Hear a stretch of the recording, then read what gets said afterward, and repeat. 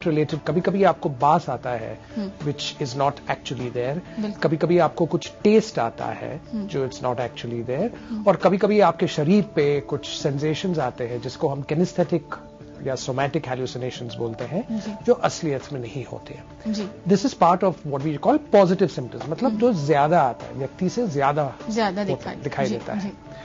तो कॉमनेस्ट जो हम देखते हैं वो ऑडिटरी हैलुसिनेशंस होते हैं, मतलब आपको जो कुछ सुनाई दे रहा है, कोई आपसे बात कर रहा है, एंड नॉर्मली ये जो बातचीत होती है इज एक्यूजेटरी, मतलब वो आपको बोल रहा है कि आप गधे हो, तुम कुछ कर नहीं पाओगे, you know that kind of thing, negative तो बुराई करना और दुश्मनी यहाँ पर निभाने की कोशिश होती है। The frightening thing about this is कि कभी कभी ये जो वॉइसेस आते हैं वो व्यक्ति को बोलता है कि तुम्हें जीने का कोई हक नहीं है, तुम जाके मर जाओ। So that is why incidence of suicides in schizophrenia is higher than the normal population. तो बहुत जरूरी होता है कि उनको ट्रीटमेंट दिया जाए ताकि ऐसी नौबत ना आए। जी, यहाँ पर सवाल उठता है कि अगर जल्दी हमें पता चले कि शायद ये पेशेंट है, मरीज है स्किज़ोफ्रेनिया का, तो क्या इलाज करने से ज्यादा फायदा साबित हो सकता है? जी, the earlier we catch the person the better. और अगर फर्स्ट एपिसोड में जल्दी से हम पकड़ सके तो फिर अगर ट्रीटमेंट बराबर दिया जाए, कम से कम 6-8 महीने 1 साल तक, फर्स्ट एपिसोड तक हमें ट्रीटमेंट देना चाहिए, तो फिर चांसेस है कि वापस वो रिकरेंट नहीं हो। लेकिन अगर हमने शायद 1-2 महीने के लिए दिया और मरीज को लगा रहे मैं बहुत ठीक हूं, अभी मुझे दवाई लेने की कोई जरूरत नहीं है, और फिर उसने दवाई लेना बंद कर लिया, तो वेरी ऑफन हम लोग देखते हैं कि रिकरेंट एपिसोड्स भी हो सकते हैं। एंड एवरी टाइम एक रिकरेंट एपिसोड होता है तो then the chances of full recovery to some extent थोड़ी कम हो जाती है। Let me also say over here कि मैंने शुरुआत में कहा था कि नॉर्मली हम लोग ये देखते हैं कि ये 17 साल के बाद दिखाई देता है, but there is something called childhood onset schizophrenia also, and the youngest patient जिसको मतलब डायग्नोज किया गया है is about 8 or 9 years old। इतने छोटे बच्चे? जी। नॉर्मली उसमें डिल्यूजन्स होते हैं। अभी एक और भाग होता है, सिम्टम का भाग होता है, जिसको हम डिल्यूजन्स बोलते हैं। यहाँ पर सिर्फ आपको रोकना चाहूंगी, डिल्यूजन्स के बारे में ज्यादा जानकारी जरूर लेंगे आपसे। एक कॉलर हमारे साथ जुड़ रहे हैं लॉर परेल से। आरिदा, नमस्ते, अपना सवाल पूछिए। जी डॉक्टर, मैं ये पूछना चाहती हूँ कि एक्चुअली मैं जब भी घर पर अकेली रहती हूँ या कहीं भी अकेली रहती हूँ, मुझे बेसिकली मुझे कहानियां लिखने का बहुत शौक है, but then I just imagine that all these characters are around me, और मैं जानती हूँ कि these are not real, but मैं डिफरेंशिएट नहीं कर पाती हूँ, मतलब इन द सेंस कि मुझे पता है कि इट्स नॉट रियल, बट जब मैं अकेली होती हूँ मैं अपने आप को रोक नहीं पाती हूँ कि मैं उन सब कैरेक्टर्स से बातें करूँ। And then I started talking to those characters and trying to, I mean I know that they are not real, but then whenever I am alone I feel कि नहीं, मुझे ये सब मेरे अपने हैं और मुझे इन सबसे बातें करनी चाहिए, और वो सब भी मुझसे बातें करते हैं, तो what should I do for it? I don't really think this is schizophrenia. ये तो क्रिएटिविटी का एक भाग रहता है, तो I think you should just go ahead and enjoy what you are doing.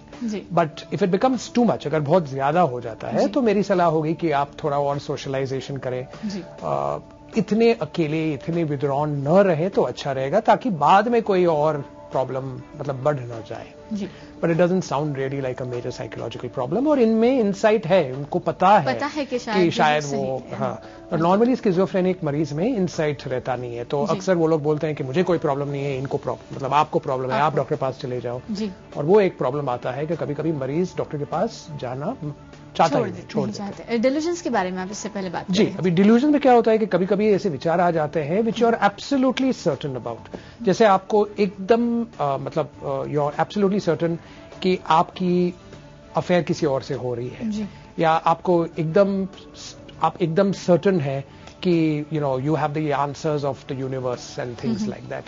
तो ये जो एक भाग रहता है, that also becomes a very major problem. And normally जो मैं बता रहा था कि अभी चाइल्डहुड ऑनसेट स्किज़ोफ्रेनिया में जो हम बच्चों में भी आजकल देखते हैं, of course the incidence is much less. Adults में इफ इट्स 1%, इधर it is 1 in 40,000, so it's not too bad. तो ये जब हम बच्चों में देखते हैं तो नॉर्मली इसमें डिल्यूजन ज्यादा होते हैं, and you know the delusions are also very child based. तो बच्चों मतलब जो खिलौने के बारे में ऐसा कुछ कि ये जो घोड़ा है वो मुझे मारने वाला है, and you know sometimes you से कि इट्स जस्ट क्रिएटिविटी, लेकिन जब आप एक बराबर एग्जामिन करें एंड देन यू सी कि the child is very withdrawn, वो अपने आप में रहता है, थोड़ा पैरानॉइड समझता है अपने आप को कि वो मेरे पीछे है, वो मेरे पीछे है, that kind of thing. Then we start thinking in terms of a childhood. तो यहाँ पर ये कहा जा सकता है कि क्रिएटिविटी से लेकर एबनॉर्मलिटी तक हमें जाना है, पहुंचना है, ढूंढना है। किस तरह से हम जरूर चर्चा जारी रखेंगे एक छोटे से ब्रेक के बाद। आप बने रहिए TV9 के साथ।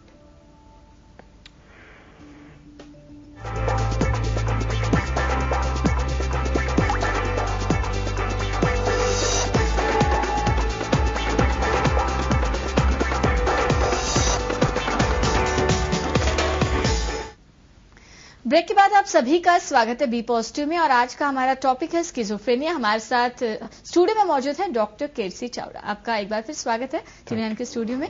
यहाँ पर ट्रीटमेंट के बारे में हम ज्यादा जानना चाहते हैं, क्या कुछ होता है ट्रीटमेंट में? The main stay of treatment जो होता है वो दवाई का होता है, दवाई से होता है, और दवाई भी अलग अलग सी होती है जी। और ये दवाई से नॉर्मली क्या होता है कि दोनों पॉजिटिव सिम्टम्स और नेगेटिव सिम्टम्स कंट्रोल में आ जाते हैं जी। अगर आपको अग्रेशन लगा, अगर आप अग्रेसिव रहे, अगर आप बहुत विद्रॉ हुए, अगर आपको नींद बराबर नहीं आई, अगर आपके कान में आवाज आ रहा हो, अगर आप कुछ देख रहे हो जो असलियत में नहीं है, तो बराबर दवाई लेने से और दवाई की कॉम्बिनेशन लेने से ये कंट्रोल में आ सकता है जी। अभी दवाई के साइड इफेक्ट्स तो होते ही है।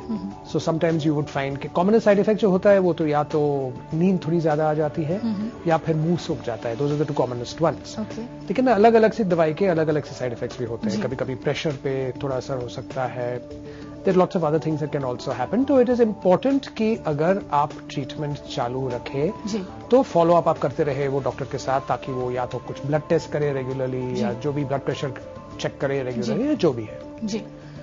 अभी जैसे मैंने बताया था पहले कि अगर हमने फर्स्ट एपिसोड का देखा, फर्स्ट एपिसोड के मरीज को पकड़ लिया और अगर हमने बराबर ट्रीटमेंट दिया, मतलब you give the proper treatment, तो 6, 8, 9 महीने 1 साल तक अगर हमने दवाई दी तो normally it comes under control and then there is no major problem after that जी। हमारे साथ एक और कॉलर जुड़े, हम पहले कॉल लेते हैं, उसके बाद हम डिस्कस जरूर करेंगे।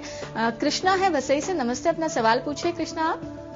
सर जी बताइए। मैं आपसे ये पूछना चाहती हूँ कि 4-5 साल पहले मुझे डिप्रेशन का अटैक आया था, जबकि मैंने सोचा था ये हार्ट अटैक है। बाद में पता चला, वो एंजियोग्राफी वगैरह करवाई कि सब नॉर्मल है, मुझे थायराइड है, उसकी वजह से ये डिप्रेशन का अटैक हुआ था। तो मैंने प्लेटिन 20 दवाई चालू रखी थी, लेकिन फिर 2 साल के बाद बंद कर दी।